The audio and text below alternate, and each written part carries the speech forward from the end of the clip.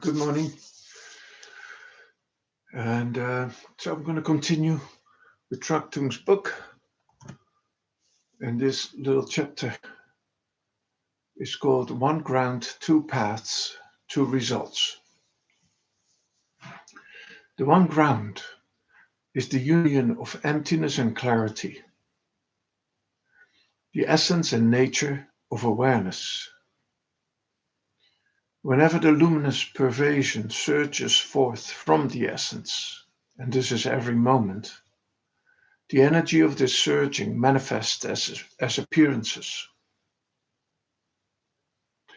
This surging forth never leaves the one ground. There's nowhere to go. There is no other place than the appearances themselves. There are two aspects, the knowingness and the luminous play as appearing. At the moment when the surging of appearance, and this is every moment, happens, two things also happen. Remember the universe of awareness and the salt shaker? When appearances surge forth, one, the awareness knows the appearances, and two, it knows that it can know. Prior to this, there is only awareness, unaware of its capacity to know. It is simply utter mystery, even to itself. So now there is the action of knowingness. This is the brightness of knowing. The appearances that the luminous aspect create through the play of its light. This opens the doorway to two alternatives. The knowingness inherent in unborn, undying wisdom awareness recognizes its own knowingness as inseparable from the absolute mystery of reality and recognizes the playful frolic of appearance as also inseparable from the absolute, unfractured mystery of reality, or it doesn't. Well, I'm going to read that line again. So this opens the doorway to two alternatives.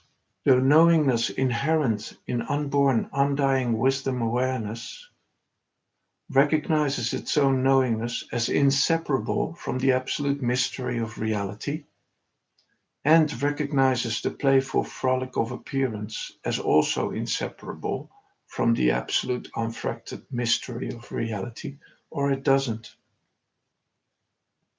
If it does, then no matter what appears, doesn't appear, it makes no difference at all, for the vast expanse is unchanged, an unchangeable, luminous, empty wonder.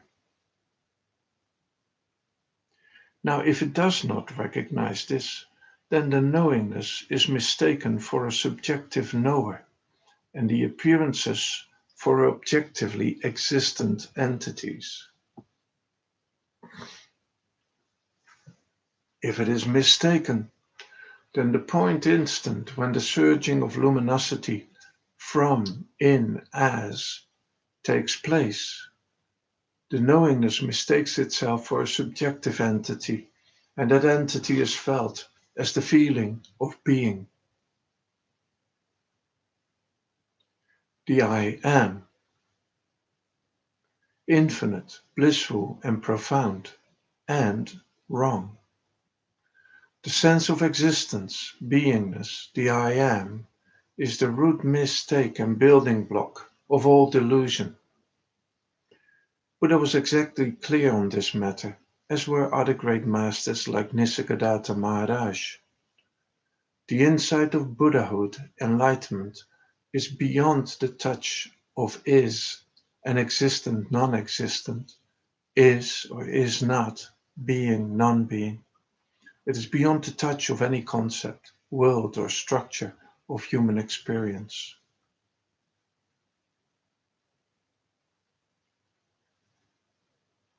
What happens when the unborn, undying, inherent, always already mystery? So, what happens when the unborn, undying, inherent, always already mystery of wisdom awareness mistakes itself for a subjective entity perceiving actually existent external entities? Well, there's an apprehender and the apprehended. There's a knower and the known, subject and object. The appearances need somewhere to appear, and so realms of being come into existence. The knower needs to abide in one of these realms so as to experience within it, and so being becomes this or that being, a dog being, a god being, a human being. Now, beingness, which was a mistaken narrowing of infinite mystery into subjective knower, narrows itself still further into the shape and form of a particular being, and that being's experience of birth, death, and experiences. If the mistake does not happen in that first moment, then appearances still go spiraling out from mystery as its own presencing of luminous play, and they are, in some paradoxical sense, perceived without there being anything that could be called a perceiver, perceived, or perceiving. In Tantric Buddha Dharma, the enlightened version is called the sixth expanse of the All-Good Father, and the unenlightened version is called the six realms. In one, luminous blazing plays in always already freedom of appearing and experiencing, and in the other, beings in realms experience appearing plus individual identity, along with the inevitable suffering inherent in living a mistaken view.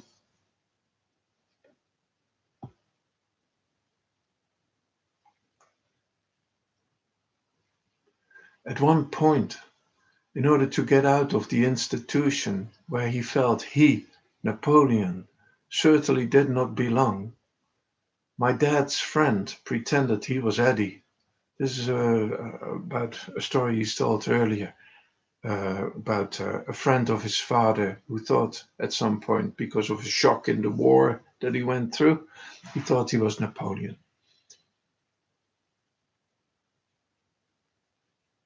So at some point, when he felt he was a Napoleon, and my dad's friend pretended that he was Eddie. This didn't work because all his activities and mannerisms spoke to his delusion, even when his words pretended to speak to having understood. The root structure of his actions and even experience was the persistent delusion of being Napoleon. For sentient beings, the root structure of this realm itself, the mechanics of time, space, birth, death, is simply a mistaken shrinking down of perfect Buddha nature in experience mediated by subject-object dichotomy. It is a shoe 2 sizes too small, much like the Grinch who stole Christmas's heart. Sure, you can walk in them, but they are going to hurt. Sure, you might be distracted from the pain now, and then, by some fascinating moment of experience, sure, you might be distracted from the pain now and then by some fascinating moment of experience, but the hurt is still progressing. The blisters are getting worse. This is not a nihilistic view. The problem is not I appearances spiraling out from mystery. The problem is not I appearances spiraling out from mystery, but in the wrong happening between the two paths and the two results. The one ground is the perfect mystery that is the union of empty expanse as essence and the luminous clarity as nature. The two paths are seeing as it is in reality, appearance as the perfectly non-binding modifications of mystery's luminosity, or devolving into the subject-object dichotomy.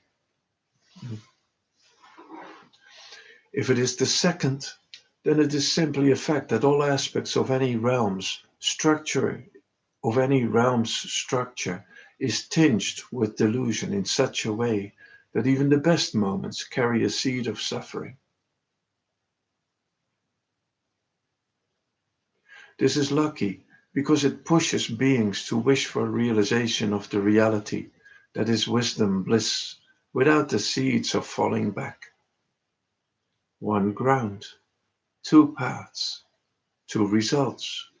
Change the path, change the result.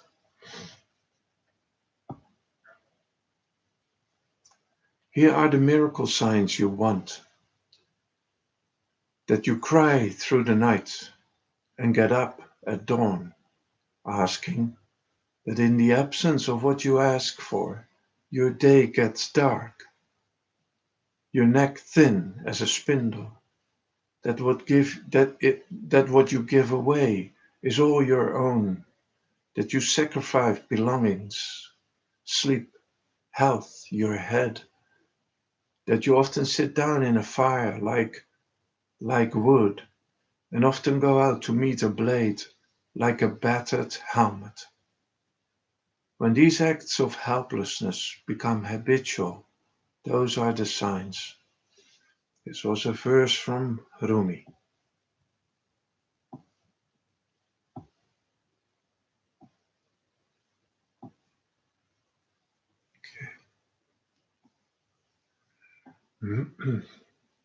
Dissatisfaction. The all-good mother whispers in our ear, and her whisper causes the great dissatisfaction that cannot be quenched by anything in samsara. Human beings do not so much have problems as they are problems unto themselves. The problem of the human situation and situatedness is built into the fact and act of being human. Samsara, beingness in delusion, which human consciousness is a dis-ease. The less mature a human being is, the more they believe that there is some sort of fix-it that can happen in the context of the realm. In other words, they think samsara can be fixed. A new car, a new home, a new relationship, more self-esteem, a better homeland security, something in the realm of objects and relations. There are two problems with this.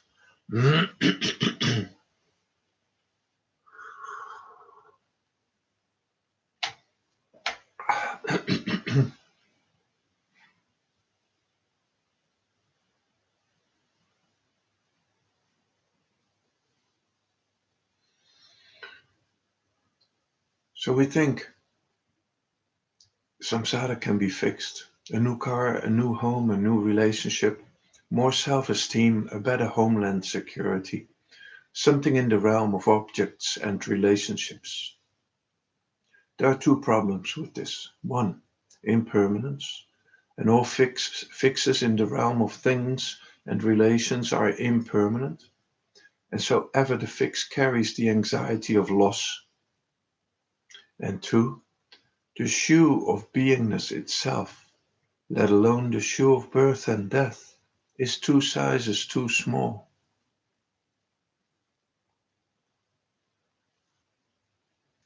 And here comes a quote from St. John of the Cross.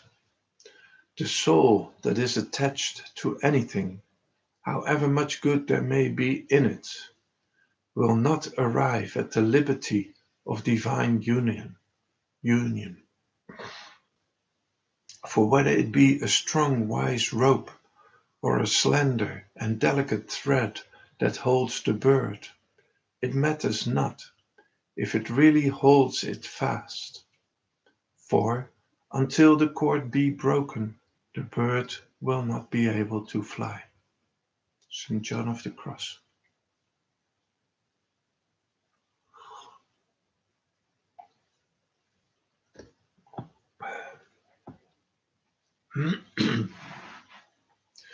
Pervasive dissatisfaction.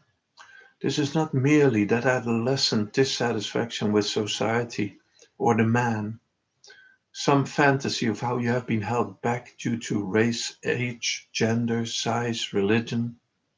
Though all that may be relatively true, it is irrelevant to this discussion. Social inequities are quite real and should be handled, but if that is the origin and limit of your dissatisfaction, if you can imagine a utopian solution, then your dissatisfaction is as yet quite immature. It is also not a dissatisfaction of circumstance.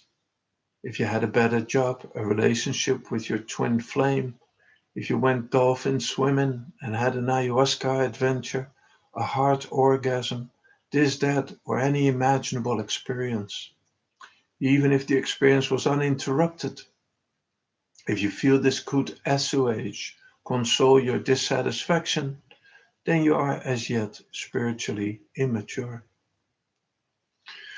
This dissatisfaction understands, at least at an intuitive level, that the mechanism of experience is somehow flawed.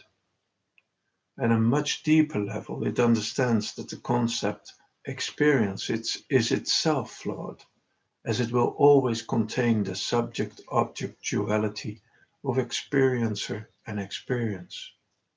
It is always concerned with that which decays and is impermanent, which is everything and everything. This deep problem has always been understood, and that is why from the Upanishads to the existentialist philosophers, amongst those of deep consideration, you find the phrase, where there is an other, there is fear. Here's a quote from the Buddha. Behold now, bhikkhus, I exhort you, all compounded things are subject to decay. Strive with diligence.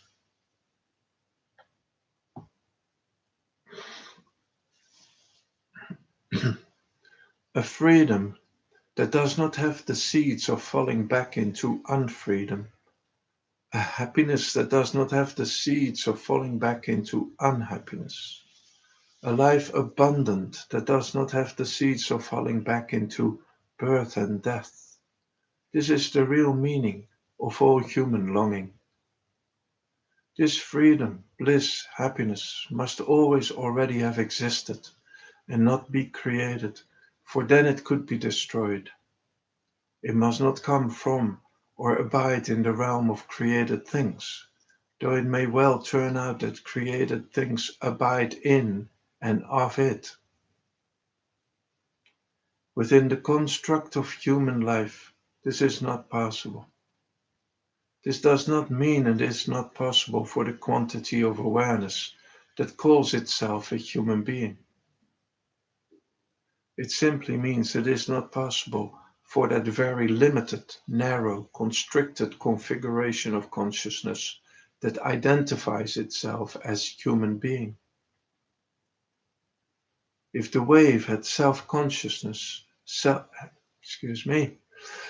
if the wave had self-conscious self-identification with itself as a wave, if it felt its identity was the wave and limited its perception to any aspect of the waveness, then it would be cut off from the vast extent of the ocean. If the tip of the iceberg had self-identity as the tip, then it would lose its reality as the whole. If the hair on one's arm thought it was its own self, then it would cease to enjoy participation in the wholeness of a body. The human being is the tiniest bit of a bit of a bit of the whole, and with its self-identity as human being, fretfully looking to fix samsara, to make it work for oneself, convince itself it's all okay, it aggressively shuts out the true possibility.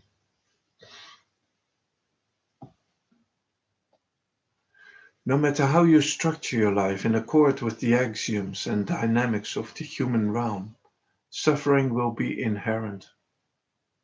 This does not mean there is no beauty, no pleasure, no temporary love.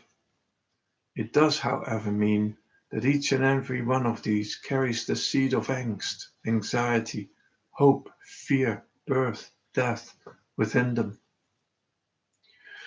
Where there is a feeling of a subject, an existent identity with its birth, death, attraction, aversion, and indifferences, there is suffering.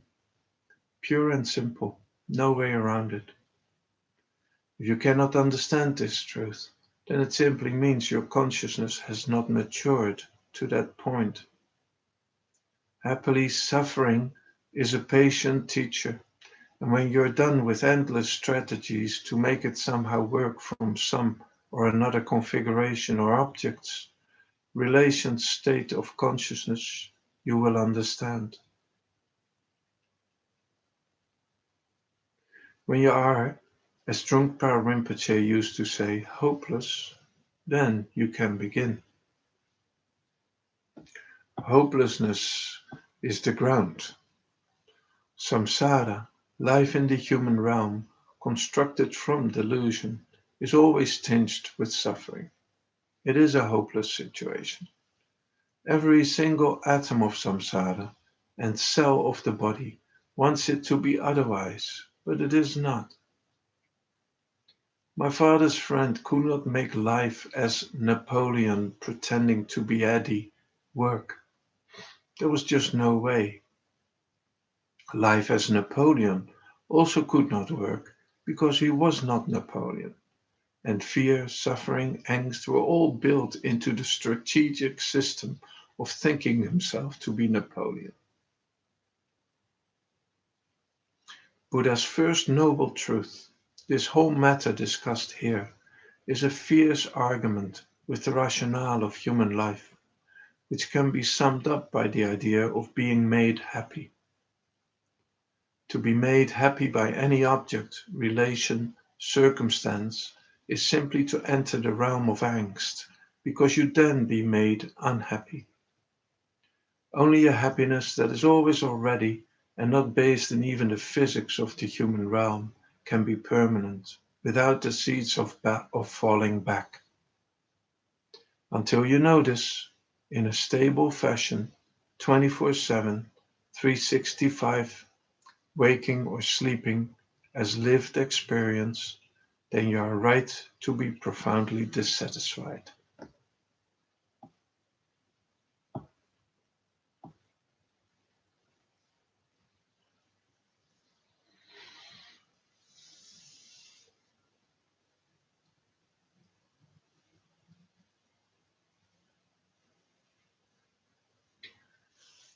I think with that, I say goodbye to you. Have a wonderful day. Bye.